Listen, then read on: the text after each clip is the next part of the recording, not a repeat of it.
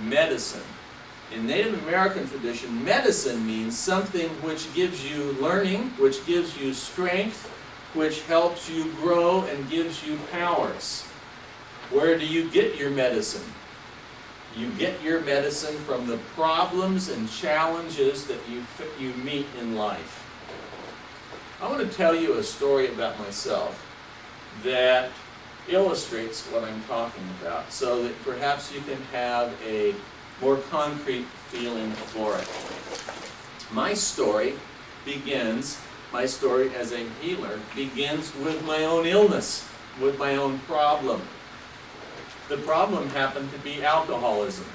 I wouldn't have diagnosed it as that when I began, but when I look back, I could see that it was alcoholism, the problem, that was going to be my medicine. That is, my healing ability. What we have here is somebody, myself, who is in a state of, say, confusion. I'm in my early 20s.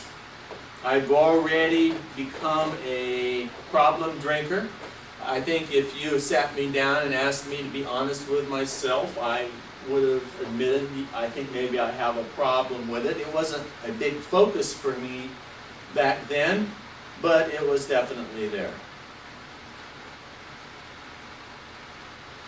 Somebody suggests to me that I might like to get into my dreams and use my dreams as a way of exploring.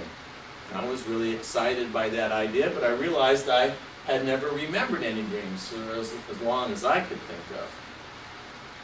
So I start to keep a dream journal, and it takes me many, many, many days, in fact over 3 months, with that dream journal by my bed before I'm able to finally remember a dream.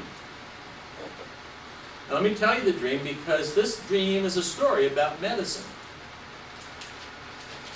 In the dream, I'm camping in some kind of a sanctuary. It's a very special land, and I'm standing face to face with this old man. And we're on, like, in a barnyard area, and there I see behind him a flying goat that goes back and forth, and I think, this is really magical, this is really special. This man must have special powers or abilities. I'm really excited to be here in this place with him. Then I look down on the ground, and there's a haystack. And in the haystack, I see an empty bottle of wine. And immediately I know that there's a drunkard that somehow snuck into this place, is sitting there in the haystack at night, boozing it up. And it seems like a sacrilege. I feel very righteous. Now notice that attitude. I'm saying indignant, bad, and I say to the man, look, there's somebody that doesn't belong here, a bad guy, a drunkard. He's coming into the holy ground and wrecking the vibes because of his behavior. We've got to find him. We've got to eliminate him. Now that right there is a picture of the allopathic approach to disease. There's the germ, right? Let's find the germ, let's cut the germ out, kill the germ. That's my attitude. Immediately, instinctively, let's get rid of it. What does the old man say? He looks at me deep into my eyes and said, Henry, that man, I invited him here. He's my guest. In fact, he's been here much longer than you, and I was just a recent arrival. He's my guest. And, he said, I put that wine there so that I could lure him in. I could lure him in so that I could feed him. And I could feed him, and I look down, and I see an empty jar of mayonnaise. And I see an empty bag of potato chips. And I'm all confused, I'm thinking, potato chips and mayonnaise, what kind of food is that?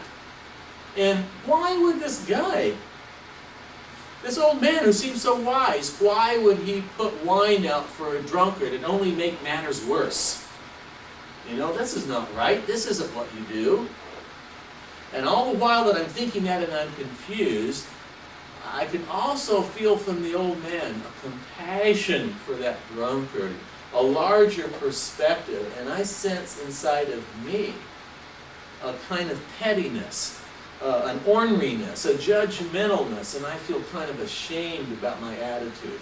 And it's very confusing because on the one hand, I'm very upset about why are we giving wine to a drunkard and only encouraging his problem, but on the other hand, I'm feeling small, I'm feeling inadequate and ashamed of myself, and it bothers me a lot. And I'm agitated by it, and I just go off and leave, and I walk out into the woods. And having that dream, and I thought about the dream, I didn't know what it meant. I was very confused by it. The only thing that I could possibly take away at that point, because I was not into metaphysics yet, I didn't know anything about Edgar Cayce, or spirituality. This was back in the 60s. This stuff was just coming in, was that the dream seems to be suggesting, if I were to trust that this old man really is a wise person, the dream seems to be suggesting that there's some purpose to the drinking problem. That's all that I could get from it, that there's a purpose to it. But what purpose? And what's this food? I mean, the food doesn't seem like health food. You know, it's not broccoli or rice and beans or anything like that. It's potato chips and like dip or something, party food. I don't understand it. All I could think to do was to be, perhaps, if I could, a little bit more tolerant, a little bit more forgiving, or let's just say suspend judgment about my drinking. So I found that was not that easy to do, because part of the pattern of alcoholism is waking up and feeling guilty and trying to repent all day until finally you get so tired of your heroic efforts that by 4 or 5 you're pooped and you want to go and have a drink to relax because you're so tired of trying to live the straight life, and so then you start drinking again and you just have this cycle. So I was going through that cycle. There's a process that went on, basically, of being beaten down by the natural sequence of events that happens very predictably in alcoholism.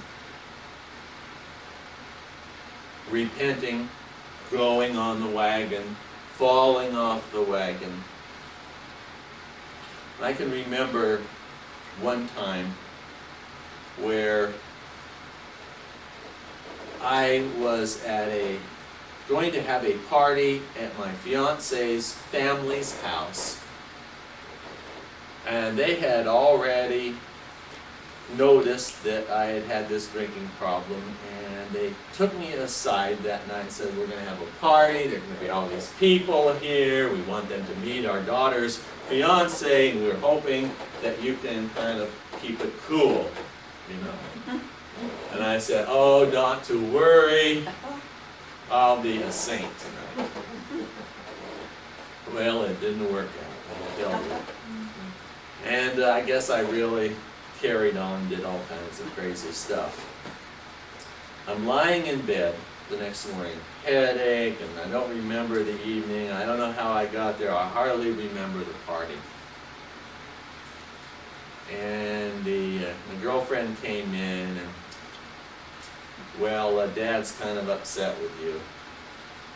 And I said, well, I don't remember what I did, but I swear, I promise, it'll never happen again. It'll never happen again. 100% guaranteed. That's just not going to happen again. And she said, okay, and she leaves. And as the words were still echoing in my mind when I realized inside that the truth was that I was fooling myself. It was going to happen again, and it was going to happen again, and it was going to happen again. It was never going to stop. I was really helpless to do anything about it.